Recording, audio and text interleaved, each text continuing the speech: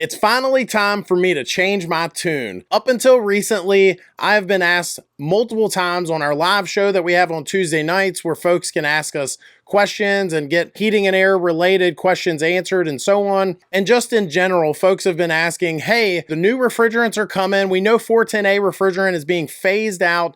And should I wait? Should I wait for the new product? Should I wait for the new refrigerants? And for a while there, I was saying, depending on your situation, you may not want to wait.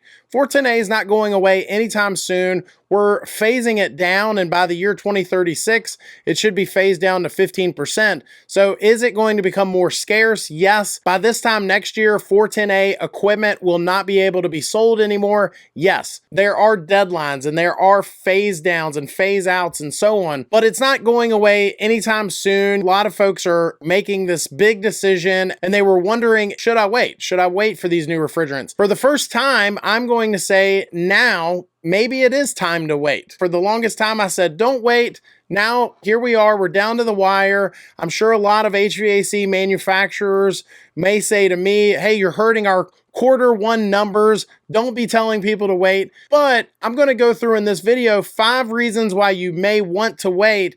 But before that, I'm going to go through a few reasons, 5 reasons why you may not want to wait. So pros and cons of each. Let's dive into it. Let's go through the reasons you may not want to wait. First being the urgency of your situation. If you are going without and you have no other form of heat or AC and you just simply cannot wait for this new stuff to come out, the urgency of your situation may play a role in all of that. If you don't have a way of limping your system to buy a little more time, maybe you have a larger home, so a window AC or portable AC, portable heaters, things like that, and you just simply cannot wait, well, then you just kind of don't have a choice there. The next reason might be your budget.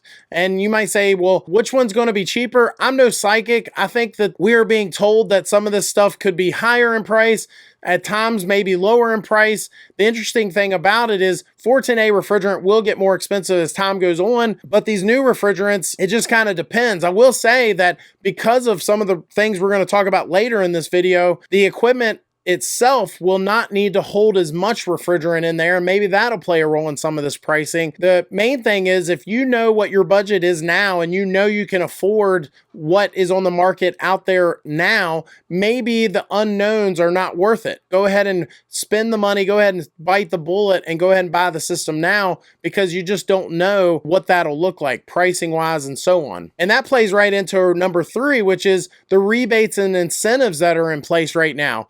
If you're planning on getting one of these higher end systems that qualifies with some of the Inflation Reduction Act incentives and rebates, or maybe just in general, there's some sort of rebate that you want to just go ahead and take advantage of now from your manufacturer, that plays a role in all this too. Maybe you don't want to wait and miss out on something that's in place now. Number 4 would be maybe you are not comfortable with these new refrigerants. Maybe the fact that they're A2L refrigerants, they're mildly flammable. We've done other videos talking about how they're just mildly flammable. Some of them have been used overseas in other countries for years. Even still, you may just simply may not want an A2L refrigerant in your home. If you can go ahead and bite the bullet, go ahead and get that system replaced now with 410A refrigerant that is not flammable. It's not an A2L refrigerant like these new refrigerants, and you might just go ahead and decide to bite the bullet, buy the new system now, and avoid having those refrigerants in your home for at least the near future. And then finally, number 5 would be some of these refrigerants, the refrigerant that Daikin and Amana and Goodman is choosing, R32, has been used for years and years and years overseas. It's tried and tested, but a lot of these other brands are selecting a refrigerant that is not tested. And I think that they might be safe to say there may be some kinks to work out. Do you want to be first in line to being one of the customers that the kinks are still being worked out? Maybe that might play a role in your decision making. Please note that Daikin has sponsored some of our content on our YouTube channel, and the FTC requires that I say so. So those are all reasons why you may not wait. You may not want to wait for this new equipment to come out. Now let's dive into reasons why you might wait. One of those being as time gets closer and closer to that phase out of the equipment, January 1st of next year, there may be times when you do get a choice here. As this new equipment starts to roll out, you can consider your options, the pros and cons of each. And so as these new products roll out, but you can still get your hands on some 410A equipment, well, now you get a choice. For a little bit of time, you're going to have that choice between the two, right? So now let's dive into why you would say, I'm going to wait until this new stuff comes out. The first one being, with the new refrigerants, they're actually better performing refrigerants in some cases. I know R32 is more efficient than 410A. It requires less refrigerant to do the same job. The capacity and so on and performance of that refrigerant is better. It's a single component refrigerant, unlike the refrigerant that some of the other brands are looking at. I would encourage you, if this is part of your decision, if you catch this video in the future and you're not quite sure which brand to select because the refrigerants are different, go to r32reasons.com. And I think that they make a very good argument there on why it makes more sense to go that route. But obviously, I'm a little biased here. There's other people that may say otherwise. Number two, as far as reasons to wait for the new equipment, new refrigerants, would be they are better for the environment. They have a lower GWP rating. If you're someone that's conscious of that, if you want to make your next decision, you're buying a heating and air system for your home, and you want to do something that's better for the environment, that might be a reason you might wait. Number three, new technologies. So I have firsthand knowledge of knowing that with the new refrigerants that are coming, some of the brands, some of the manufacturers are waiting to roll out some of their newer products and newer technologies because they know that this switch is coming anyway. So why would they roll out this new product or new technology just for it to become obsolete within the next year? So they're waiting for this switch. They're waiting for these new refrigerants, and that might play a role in your decision. If you know something good is coming, maybe you'll just wait for that. Now, if you're saying, Josh, I don't know about any of these new technologies, I don't know about these new products and what I should be waiting for,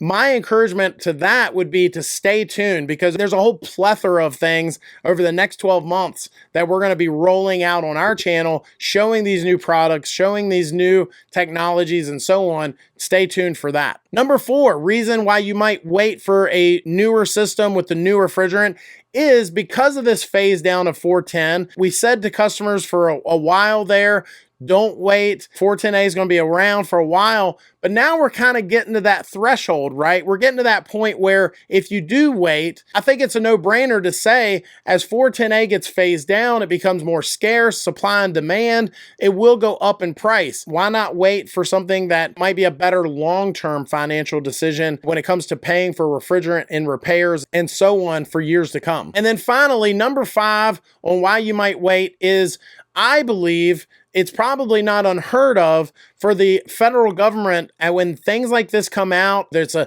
big change in the industry. It's something that they have made. The government is the one that has said, we've got to make these changes. It's better for the environment.